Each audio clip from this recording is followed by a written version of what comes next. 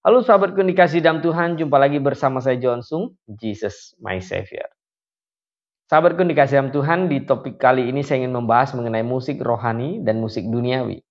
Perlu Anda ketahui bahwa musik sesuai dengan sebuah susunan interval ritmenya memiliki refleksi khusus yang bisa merangsang sel-sel saraf di dalam otak manusia. Sehingga musik itu akhirnya mempengaruhi perasaan, emosi, bisa diperlemah, bisa diperkuat, atau bisa dialihkan. Dan musik itu terbukti mempengaruhi sistem saraf sensorik motorik manusia. Jadi musik itu sebenarnya adalah bahasa nonverbal yang mempengaruhi emosi, kepribadian seseorang. Bayi ya atau anak balita diputarkan musik yang dancing, joget, rock, dia akan meloncat-loncat dan dia akan sangat ya energik dan membuat hidupnya itu rasanya seperti ada sebuah memberontak, sesuatu yang tidak bisa tenang, intinya seperti itu. Tapi ketika diputarkan musik misalnya Mozart, Beethoven, klasik, dia akan tenang, dia akan tidur dengan baik. Di dalam percobaan ya, ada tanaman dimasukkan ke dalam satu ruangan, diputarkan musik klasik, musik yang tenang, dan satu tanaman diletakkan di dalam ruangan, didengarkan musik yang rock, keras, maka pertumbuhan ya, tanaman itu yang di dalam ruangan mendengar musik klasik itu akan tumbuh subur dan luar biasa. Tetapi tanaman yang diputarkan musik rock, musik yang keras, semuanya akan mati. Demikian juga tikus, dia lakukan percobaan oleh para ahli. Tikus yang diputarkan musik klasik, Mozart, Beethoven, semuanya tenang dan berkembang biak dengan baik. Tetapi tikus yang diputarkan musik rock, musik yang dancing, joget, semua nabrak-nabrak dan mati. Jadi seorang yang kasih di dalam Tuhan, ya, memang banyak jenis musik, ya, di dalam dunia ini, disco, dangdut, ya, segala macam yang memacu sensualitas, goyang, genit dan sebagainya. Ada juga musik demikian, ya.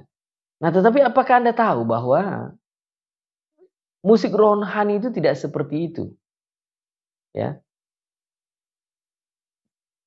Di dalam 1 Samuel pasal 16 ayat 23 katanya, dan setiap kali apabila roh yang dari para Allah itu hingga para Saul, maka Daud mengambil kecapi dan memainkannya. Saul merasa lega, nyaman, ya, dan roh yang jahat itu undur daripadanya. Jadi ketika Saul dipengaruhi oleh roh jahat, dimainkan kecapi dengan lagu jadi tenang. Berarti musik itu mempengaruhi. Saudara yang kasih di dalam Tuhan, berbagai riset sudah dipublikasikan, penelitian apapun, musik itu sangat mempengaruhi jiwa manusia. Lalu bagaimanakah musik yang alkitabiah yang sesuai dengan kehendak Tuhan? Mari kita lihat Alkitab. Mazmur 104 ayat 33, aku hendak menyanyi bagi Tuhan selama aku hidup. Aku hendak bermazmur bagi Allahku selagi aku ada. 1 Tawarik 16 ayat 23 dan 24. Bernyanyilah bagi Tuhan, hai segenap bumi, kabarkanlah keselamatan yang daripadanya dari hari ke hari. Ceritakanlah kemuliaannya di antara bangsa-bangsa dan perbuatan-perbuatannya yang ajaib di antara segala suku bangsa. Pertama, kita dapat kesimpulkan bahwa musik gereja haruslah mengajarkan doktrin yang benar, pengajaran yang alkitabiah. Isi dari syairnya mengajarkan sebuah pelajaran yang sesuai dengan firman Tuhan. Kolose 3 ayat 16 berkata bahwa hendaklah perkataan Kristus diam dengan segala kekayaannya di antara kamu, sehingga kamu dengan segala hikmat mengajar dan menegur seseorang akan yang lain sambil menyanyikan mazmur dan puji-pujian, nyanyian rohani, kamu mengucap syukur kepada Allah dalam hatimu. Di dalam King James Version, nyanyian rohani, puji-pujian apa segala macam itu diterjemahkan himne, bukan diterjemahkan dangdut, pop, bukan diterjemahkan rock. Himne. Kata-kata dalam lagu itu haruslah benar. Ya, kalimatnya haruslah mencerminkan pengajaran yang alkitabiah. Nah, sedangkan musik kontemporer ya, mengekspresikan ya filosofi ekumenis, pluralisme yang tidak mencerminkan pengajaran yang alkitabiah, itu harus kita hindari. Ya. Misalnya lagu syair yang contohnya begini. Ku masuk ruang maha kudus. Nah, setiap hari Minggu orang nyanyikan lagu itu. Ya. Emangnya di gereja itu ada ruang kudus, ruang maha kudus, pelataran atau apa? Nggak ada. Itu lagu syair itu cocok dinyanyikan dalam bait Allah, perjanjian lama. Makanya kalau di dalam bait Allah itu ada ruang pelataran, kudus, maha kudus. Kapan orang Kristen masuk ke ruang maha kudus? Nah, banyak orang Kristen terlalu bodoh sehingga mereka sembarang menyanyikan tanpa memikirkan syairnya. Kedua lagi, misalnya ada lagu gini. Jika roh Allah ada di dalamku, ku kan menari seperti Daud menari. Apa? Emangnya kalau roh Allah ya ada itu kita harus menari. Berarti yang tidak menari itu tidak ada roh Allah. Nah, ini lagu yang salah. Ya. Roh Allah diam di dalam kita adalah roh yang tertib. Roh yang penuh dengan kesopanan, keteraturan, bukan jingkrak-jingkrak, loncat-loncat tak sadarkan diri. Banyak lagi seorang yang kasih dalam Tuhan. Oleh sebab itu perhatikan syairnya. Alkitabiah atau tidak. Kedua, musik gereja itu harus kudus. Terpisah dari dunia ini. Artinya tidak sama dengan musik dunia. Ada perbedaan antara musik rohani dan musik dunia. Nah, Efesus 5 ayat 18-19. Dan janganlah kamu mabuk oleh anggur, karena anggur menimbulkan hawa nafsu, tetapi hendaklah kamu penuh dengan roh. Berkata-katalah seorang kepada yang lain dalam mazmur, kidung puji-pujian dan nyanyian rohani. Bernyanyi dan bersoraklah bagi Tuhan dengan segenap hati.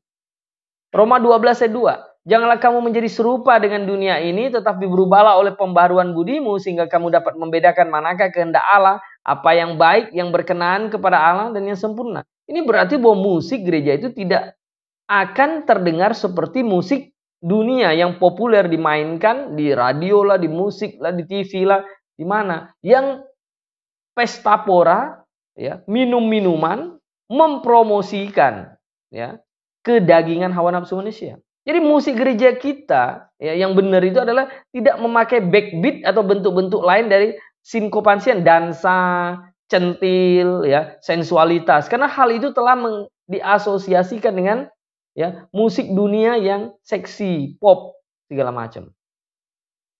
Jadi Anda perhatikan di situ. Ya, yang ketiga, musik gereja itu agung mulia, memuji Tuhan, God-centris, God-center gitu.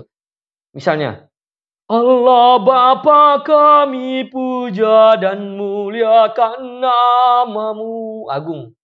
Himne. Dibanding dengan lagunya. Ku jatuh cinta padanya. Dalam dan dalamnya. Dalam dan dalam lagi. Yes. Yes. Beda. Human centers itu. Memuji Tuhan itu harusnya God center. Syairnya menceritakan kemuliaan pekerjaan Tuhan, menenangkan pikiran dan hati kita, mendamaikan hati dan penuh penguasaan diri, bukan tidak sadar. Nah, sedangkan musik dunia itu lost control, human center, sehingga iblis memakai musik itu membuat konser-konser dunia ini. Jadi sahabat kan dikasih di dalam Tuhan, perhatikan gerejamu, cara bernyanyinya. Apakah gerejamu bernyanyi sudah mirip dengan gaya musik duniawi? Berarti gerejamu sudah semakin duniawi. Tidak mungkin kan musik dunia semakin rohani seperti gerejamu? Tidak mungkin. Yang ada itu musik gereja itu sudah semakin duniawi. Kemudian yang selanjutnya, cek pengarangnya. Apakah dikarang oleh orang yang lahir baru? Apakah dikarang oleh orang yang sungguh-sungguh mengasihi Tuhan? Saya senang lagu himne, misalnya lagu Ron Hamilton, ya. Oh rejoice in the Lord, He make no mistake. Mulia. Fanny Crosby mengarang lagu yang This is my story, this is my song. Seorang Kristen, walaupun dari kecil dia buta, tapi dia setia kepada Tuhan. Sampai akhir hidupnya dia menciptakan lagu. Ribuan lagu diciptakan untuk memuji Tuhan. Dikarang oleh orang-orang yang setia, yang lahir baru. Sahabatku dikasih dalam Tuhan, hati-hatilah. Jangan Anda kira Anda memuji Tuhan, tapi justru Anda memuji iblis. Terkena tipu muslihat iblis. Hati-hati. Bersama saya John Sung, Jesus my Savior.